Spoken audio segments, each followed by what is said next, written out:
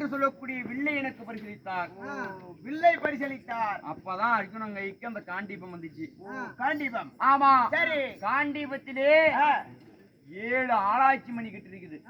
7 ஆராய்ச்சி மணி. ஆமா. சரி. பூலோகத்தில் காண்டீப அர்ஜுனன் வில்லை வளைத்தார். மேலே தேவர்களுக்கு கேட்குமா மணியோசை. மணியோசை. பூமியிலே அர்ஜுனன் வில் வளைக்கிறான். இன்று யாருக்கு யுத்தம் ஏற்படுகிறதோ தெரியல.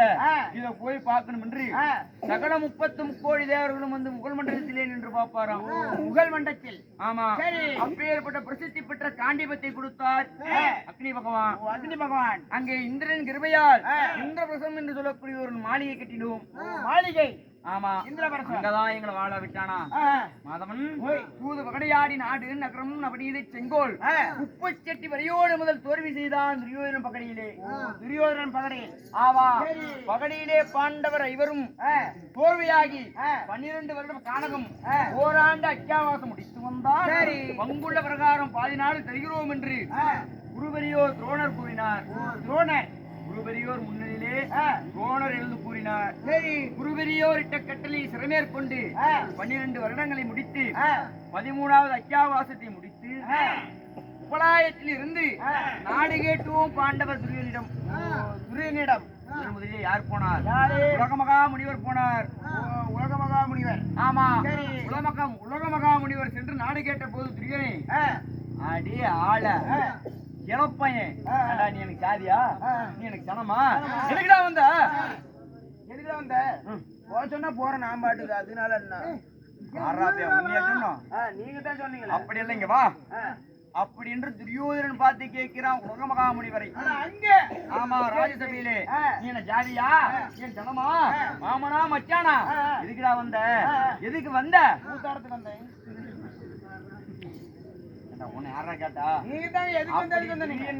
உலகமகா முனிவரே நாடு எதுக்குடா வந்தோம்னா நாடு கேட்க வந்த பாண்டவருக்கு பயந்தன்றா. நீ என் ஜாதியும் இல்ல ஜனமும் இல்ல. சரி, உங்ககிட்ட சொல்ல முடியாது, உங்ககிட்ட கொடுக்கவும் முடியாதுடா. சஞ்சீவ மகாமுனி விட்டு போடா சேர்த்தான். அது ஏன் இடி சொல்றீங்க? போடாத நான் மாட்டி இப்படியே போயிருவோம்ல, ஊடு பக்கம் தானே. அட அப்படி என்று துரத்தினான் உலகமகா முனிவரை.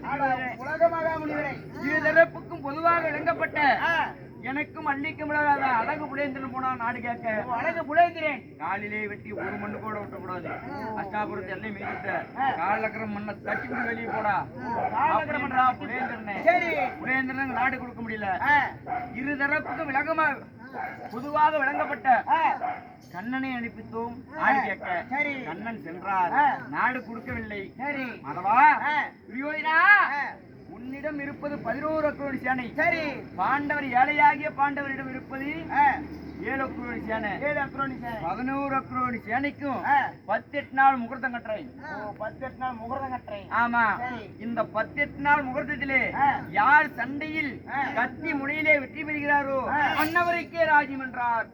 அன்னவருக்கே ராஜ்யம். ஆமா. சரி நண்பா, அப்படி கத்தி முனையில் யுத்தமதி ஏற்பட்டு இதுவரை 12 நாட்கள் முடிந்து விட்டது.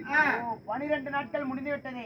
முதலிலே அரவாணி, அதாவது நாகக்கண்ணிக்கும் எனக்கும் இருந்த நல்லரவாணி வெட்டி வழி கொடுத்து ஈசானி மூலையிலே ஆயுதத்தை நிறுத்தி அவனுடைய உதிரத்தை அள்ளி தெளித்து அதை கலைந்து எடுத்து யுத்தம் செய்ய ஆரம்பித்து இதுவரையிலும் 12 நாள் யுத்தம் முடிந்திருக்கிறது.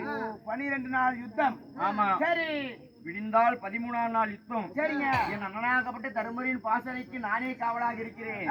ஏதாவது கூச்சலோ சத்தமோ கேட்டா அச்சனமே வந்து என்னை அறிக்கை செய்ய வேண்டும். அப்படியே பாசனை காவல் நிற்கிறேன்.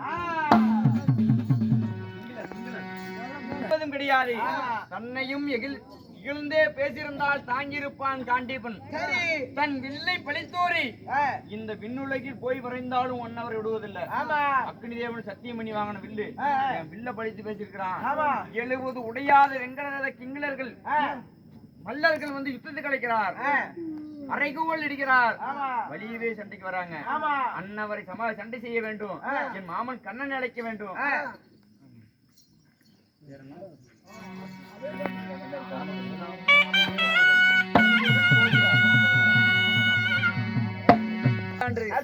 போன பக்கம் பெற்று பெருகி எந்த நோய் நொடிகள் இல்லாமல் எந்த ஒரு குறைகளும் இல்லாமல் இந்த பச்சியம்மன் தீர்க்க அருளை பெற்று சுகத்தோடே வாழ வேண்டும் என்று மனமாற அம்மனை பிரார்த்திக்கிறோம். ராமோஜி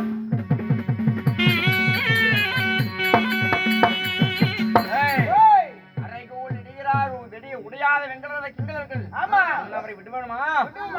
மாமனை கூப்பிடணும். கண்ணன் வந்தா பாண்டியவன் சமருக்கு செல்ல வேண்டும். மாமா